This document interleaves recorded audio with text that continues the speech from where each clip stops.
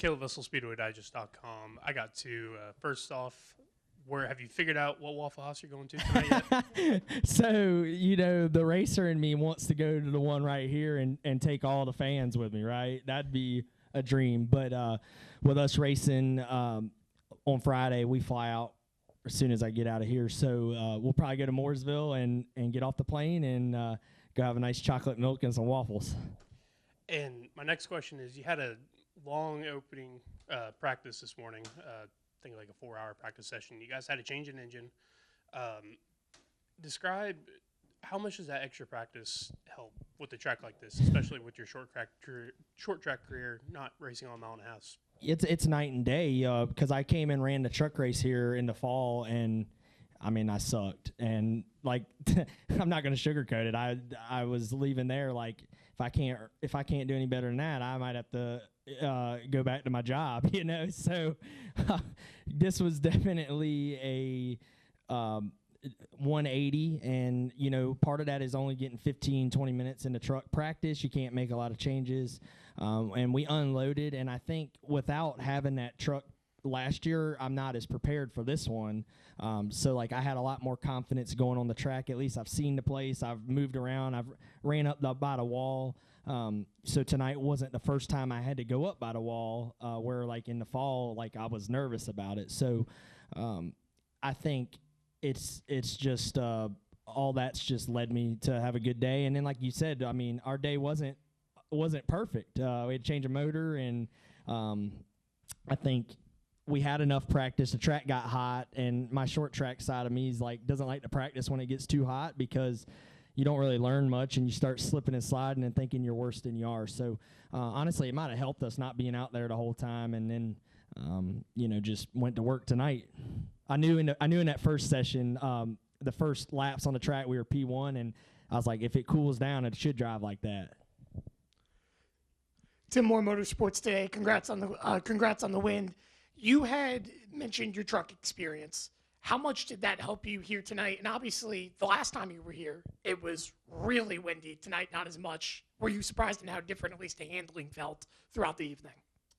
Yeah, I really was. Like we struggled in that truck race with balance all night long, and I don't really know what I need to win on these types of tracks, just because, I come from the backyard cornfields racing. So, I'm not used to being at the big stage. So tonight is such a big night for me moving forward, because now I know what I need to win races when the sun goes down. I know what kind of balance change I need. So it's kind of like my late model days. It took me a while, and once I figured it out, like I was able to really win some races. So I think just the truck race definitely helped, but it's still a little different because, like you said, weather conditions are different, and it's an ARCA car. So just had to take what I could learn from the truck race and then apply it to something that drove a little different.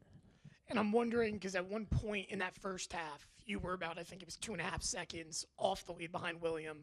What is it that you learned? Is there something maybe that, you saved your tires a little bit better with the short track experience that got you back to him to ultimately pass him on the inside? Probably a never give up attitude, and Derek Nealon doing such a good job spotting. But I truly think in my late model career, I've always had that mentality, like just keep finding a way. The worst case that happens is he beats me. He's already beaten me. Go to searching, and I really found a line down in 3 and 4. Like I was really good on the bottom tonight. Like I used the top to run him down a little bit, and then like I ended up going back to the bottom, and I felt like I was probably the best car wrapping 3 and 4. 1 and 2 could have went either way at times, and then I found that following William, and then you never know what kind of changes they're going to make, because they're going to get better throughout the race too. But learned a lot about pulling them back on the side draft down the back stretch, and just making smart decisions, smart moves. We don't need to get in a wreck, and we don't need to tear up equipment, and you got to be at the end to have a shot. And if I wreck on lap 40 trying to chase him down or side draft him, I'm not sitting in here.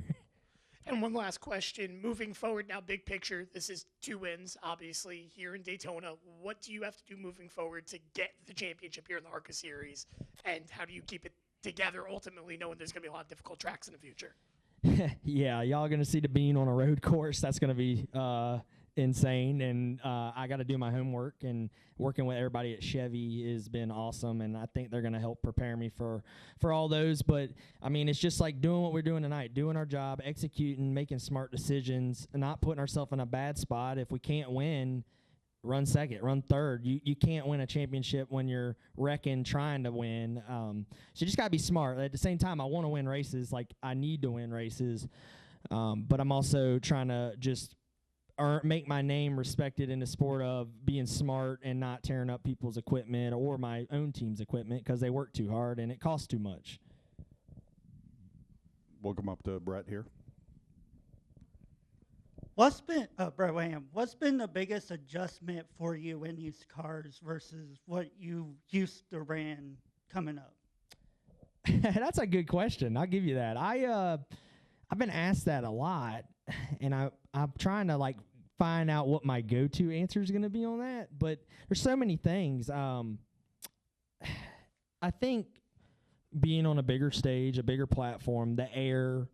Restarts. I mean, late model racing, we go third to fourth, and you use the clutch. The restarts tonight, I'm going first, second, third, fourth, and no clutch. So, learning how to manage that, aero block, run where they're not, but then when they're behind you, run where they're going to run. And it's just all those little things add up, and you have to do them to be successful. And I learned a lot tonight that's going to help me probably at Charlotte.